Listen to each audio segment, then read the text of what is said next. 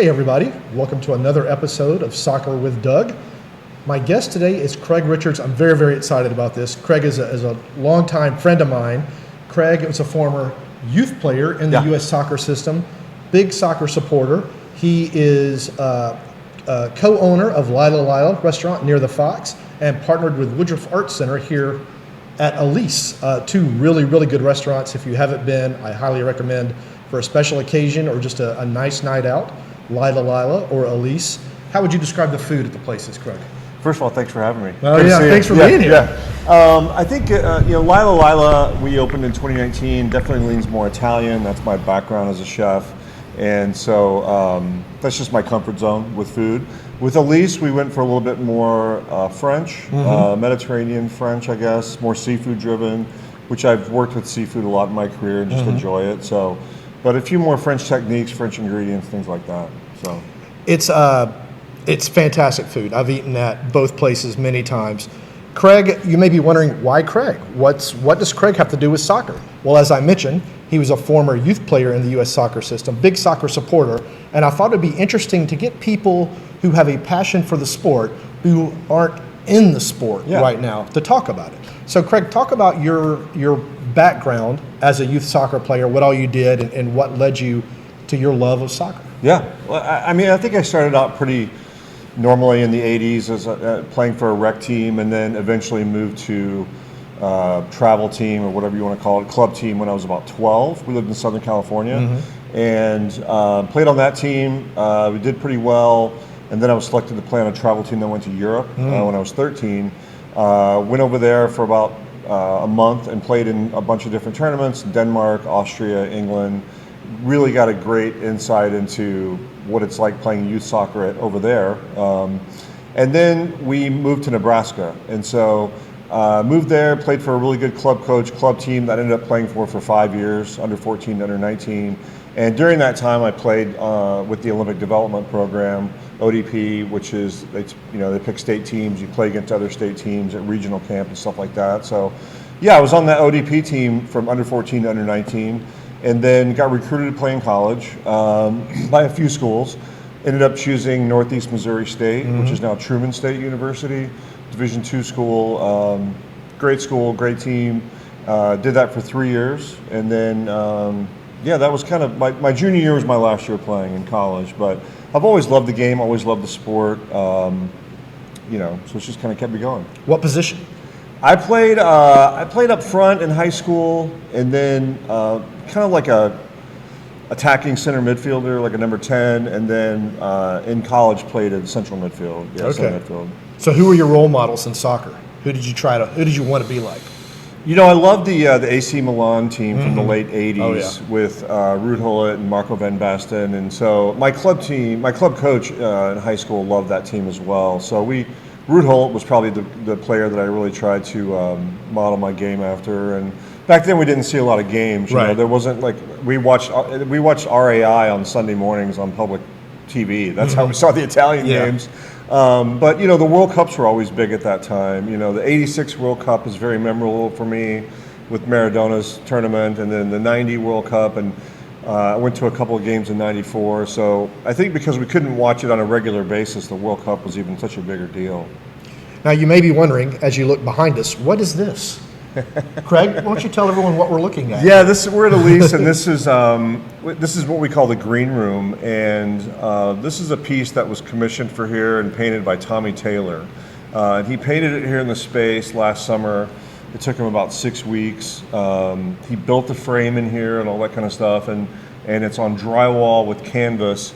And this is the biggest piece he's ever painted. It's 37 by 10, and it was an ambitious project, particularly because it faces the High Art Museum. Right. So, but it's really been an attraction for guests when they come in, and we don't sit in here for lunch, but people will walk over to this room just to see the painting. So, it's really been fantastic. Does it have a title? I think it's untitled. He keeps telling me he's going to come up with a title, but he doesn't have one yet. He, like I said, he had never really approached anything this big, and it's a little bit of a different style for him. Like we had a lot of conversations about what we wanted the piece to look like. So I think he just kind of went for it, which was awesome. Yeah. And then, he keeps saying he's going to come up with something, but I don't know. You get to title it after a while. Maybe, yeah. There we go. Yeah. So you actually have a tie to a former Atlanta United executive, I think, from your youth soccer days, don't you? Yes. Lagerway and I went to the same soccer camp in Austin, Texas. I think we were both 15. We were there at the Roy Reese, his camp. He was the under-16 national team coach at the time, and there was a lot of us there. And we were trying to make the team and just have a good showing. And he was a goalkeeper, and he stayed down the hall from us. And just an interesting guy, Goalkeepers are just interesting people anyway. I think you have to be some kind of crazy to throw yourself at people's feet. So. And goalkeepers notoriously in the summer, especially at camps, like they always smell different because of their gloves. Right. Yeah. It just all they may have sweat more or whatever. So interesting guy. I think he read a lot when he was there and stuff like that. He wasn't like super social. But super nice guy, and just glad to have him here in Atlanta. Yeah, he's a great guy, and I hope everyone saw. I've known it for a while, but didn't want to say it because I didn't know if it was appropriate. But Garth is cancer-free. That's amazing. By the way, Charlie Boehm tweeted that. Fantastic news. Great. So part of this idea I had about getting kind of non-soccer people to talk about soccer is to kind of tie the two things they do together, their passion now versus what they kind of hope to do then.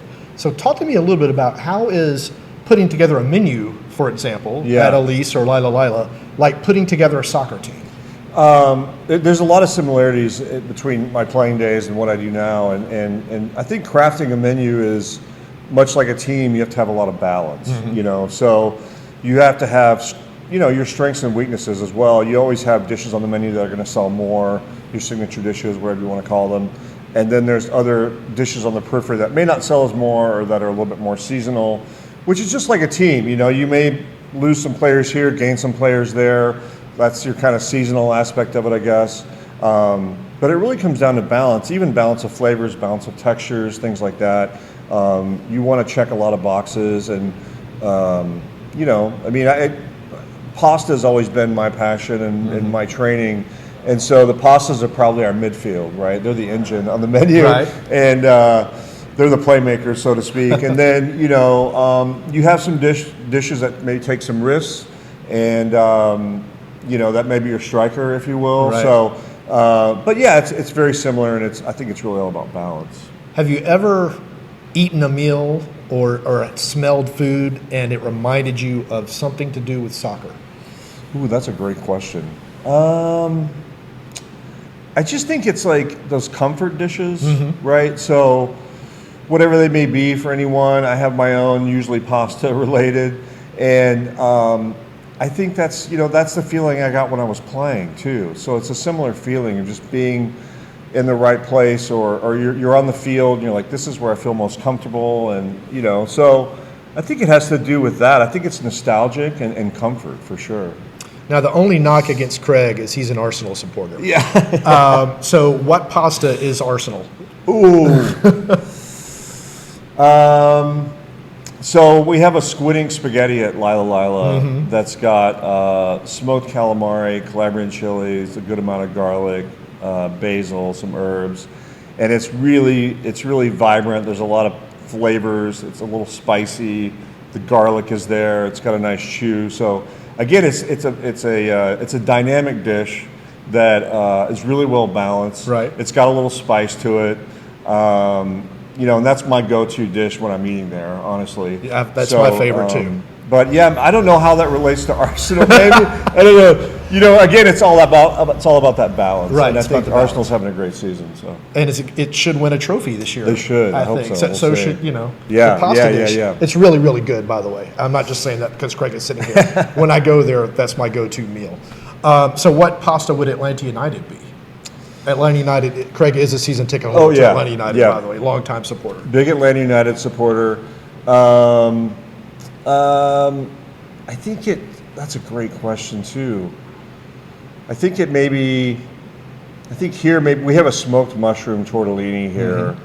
And the dish, the pasta has stayed the same, the filling has stayed the same. but we've changed the sauce, we've changed some components about it.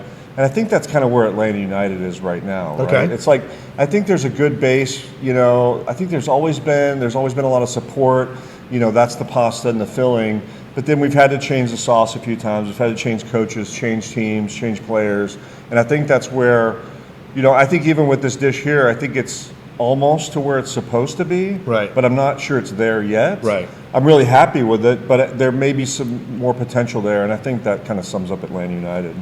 So obviously the World Cup is coming this Yeah. summer, 8 matches in Atlanta. I'm curious if y'all have been thinking about wines or maybe some of the stuff you rotate on and off the menu that might fit for some of the teams that are coming and the nationalities that are coming. Sure.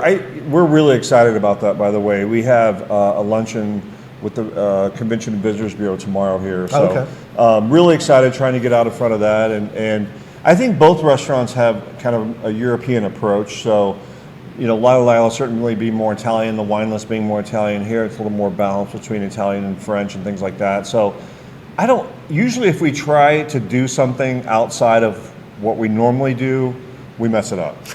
And I don't want to do that. Same here. You know, so yeah. So I don't want to try too hard. I mean, I think, you know, particularly the European travelers will get what we do, you know, especially here at Elise. But, you know, we want to check that box for everybody. I mean, we also want to show what Atlanta has to offer. Mm-hmm. You know, at both restaurants, we try to feature Georgia ingredients and ingredients from the Southeast. So that gives the restaurants and the food a sense of place. So we want to show that a little bit as well, you know. So, again, if I try too hard, though, I'll just mess it up. So who is your pick to win the World Cup? Who do you think? Let's see. That's a great question. I always think England has a chance. Right. You know, I always think they do. They can never get that last piece in that last game. But, I mean, France is, you know, I watched them play a little bit the other day. They just dominated. They destroyed. And they have almost two full teams. They have so much depth. Spain is always going to be there. Argentina is always going to be there.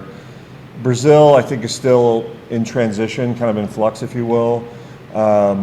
You can never count out Germany. You know, I think it's the blue bloods, if you will. Yeah. You know, so Morocco, though, has had a fantastic team and a fantastic youth program.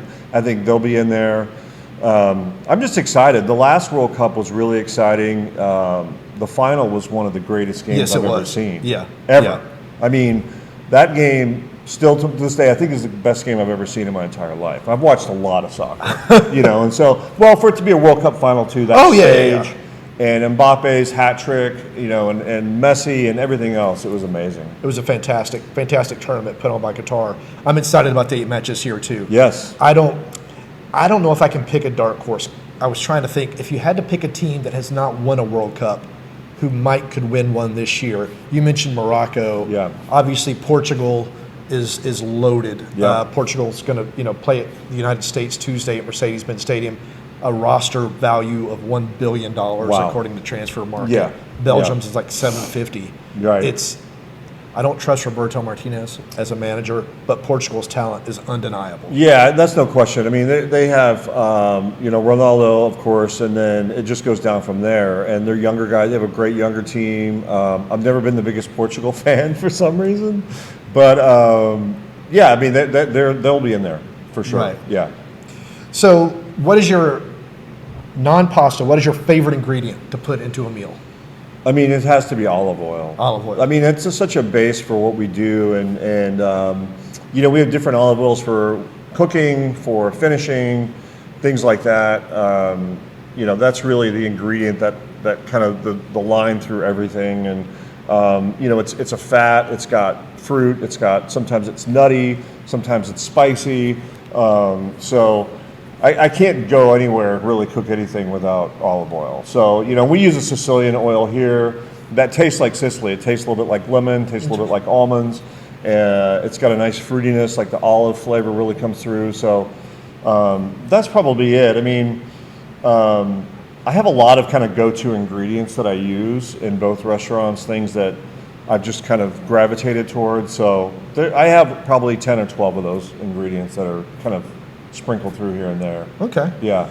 And for people who are going to go travel to Los Angeles and Seattle for the U.S. matches. Do you have any advice for them on places to go? The last time I was in Los Angeles, I think it was 2019, so it's been a little while. Yeah. We went to Felix Trattoria. This is all in Venice. Felix Trattoria and Jelena. Okay. Both excellent. Went to the same two places in the same night, but excellent places. The Jelena meal really stood out to me. Okay. In Los Angeles. I haven't been to Seattle in a long time. Yeah, it's been a long time for me too. Probably 30 years. Okay. So, but yeah, that Jelena would be my choice. I would go back there in an instant. So, all right. Yeah. In Seattle, it's a lot of Asian flavors, Asian influence, a lot of fresh fish influence. So if those are your two things, just Google. You'll find fantastic restaurants. Yeah. It's a great. I've been there probably 4 times in the past 10 years. Yeah. Love it every time I go. Great. Yeah. Great city. I just haven't been there in a while. So. And try to get to Vancouver too if you're renting a car, because it's also a fantastic city. And last question for me, for aspiring chefs, what advice do you have for aspiring chefs out there?